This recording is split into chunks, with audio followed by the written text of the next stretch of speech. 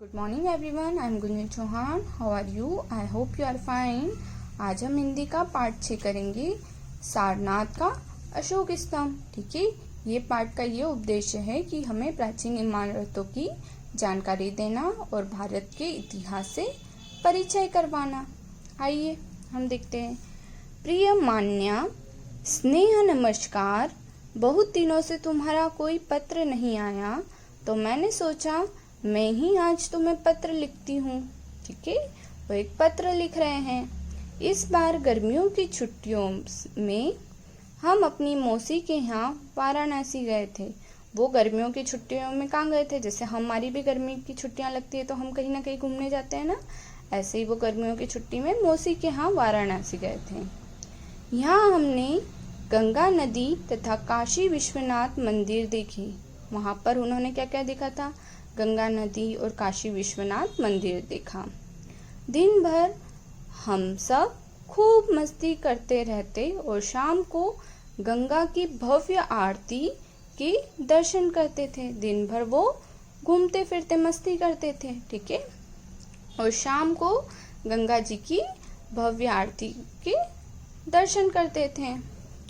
रविवार को मौसा जी हम सबको सारनाथ ले गए। फिर रविवार को उन्हें उनके मौसा जी जो थे वो कहाँ घुमाने ले गए? सारनाथ।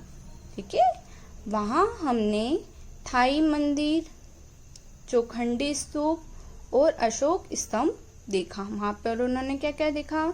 थाई मंदिर, चौखंडी स्तूप और अशोक स्तंभ मतलब खम्बा।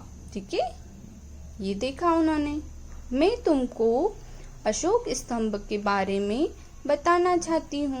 तो वो फिर अशोक स्तंभ के बारे में बता रहे हैं।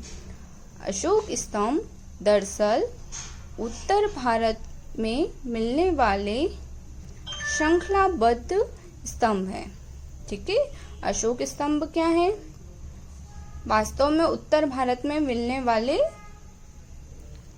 कतार में स्तंभ है। ठीक है, मतलब श्रृंखलाबद्ध। इन्हें सम्राट अशोक ने अपने शासनकाल में बनवाया था। ये जो अशोक स्तंभ और जो स्तंभ थे इन्हें किसने बनवाया था? राजा अशोक। सम्राट मतलब राजा। ठीक है, अशोक ने उनके जो शासनकाल था जब उन्होंने बनवाए थे। वैसे तो ऐसे कई स्तंभ बनवाए गए थे। ठीक है, उन्होंने कई स्तंभ बनाए थे, परंतु शिलालेख के साथ अब केवल 19 स्तंभ ही बचे हैं। इनमें से अब 19 ही शिलालेख स्तंभ बचे हैं। ठीक है, इनमें से सारनाथ का स्तंभ सबसे अधिक प्रसिद्ध है। इसमें से जो सारनाथ का स्तंभ था वो सबसे ज्यादा मशहूर था, सबसे ज्यादा प्रसिद्ध था। हर स्तंभ की ऊंचाई 40 से 50 फीट है और वजन कम से कम 50 टन है। ठीक है, उसकी ऊंचाई कितनी है?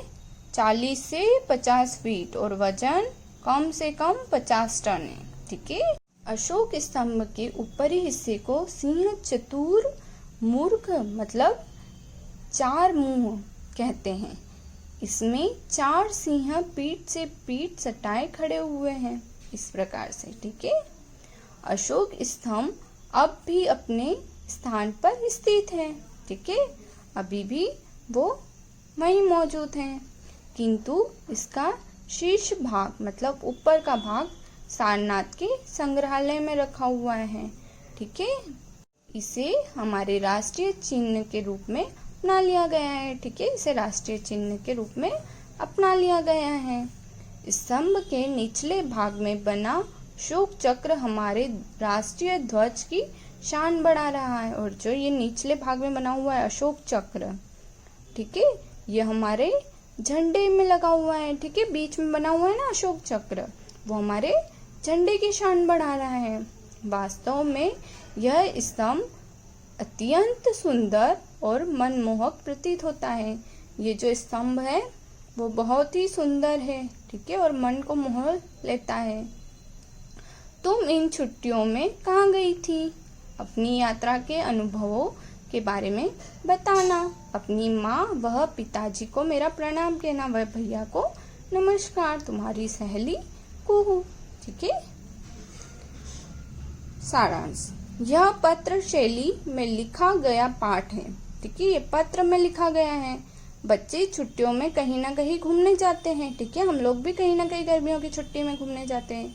इस पाठ में भी कुहू वाराणसी घूमने गई और वहां से वह सारनाथ गई। फिर कुहू जो थी वो भी कहाँ घूमने गई थी? अपनी मौसी मौसा जी के यहाँ गई थी वाराणसी घूमने। ठीक है, वहां से फिर वो सारनाथ घूमने गई थी। कुहू इस पत्र में अपनी सहेली मान्या को अशोक स्तंभ के बारे में रोचक जानकारी देती है। ठीक है, कुहू जो है अपनी सहेली को अशोक स्तंभ के बारे में जानकारी दे रही है। ओके। पाठ संदेश। इतिहास व राष्ट्रीय चिन्हों की जानकारी हमारे लिए आवश्यक है। हमें इनकी जानकारी होनी चाहिए। ठीक है, अनमोल वचन। हमारे राष्ट्रीय चिन्ह हमारे गौरव के प्रतीक हैं। ओके। व्याकरण। संज्ञा, छुट्टियां, गर्मी, सारनाथ, अशोक स्तंभ, मौसा। ठीक है। सर्वनाम, तुम्हारा, हम, इन्हें, ऐसे, अपने। और इसमें क्रिया क्या क्या है? निकला, घूमना, सीखना, बनवाया। ठीक है। और विशेषण क्या है? सब, निचले, अत्यंत। Okay, thank you.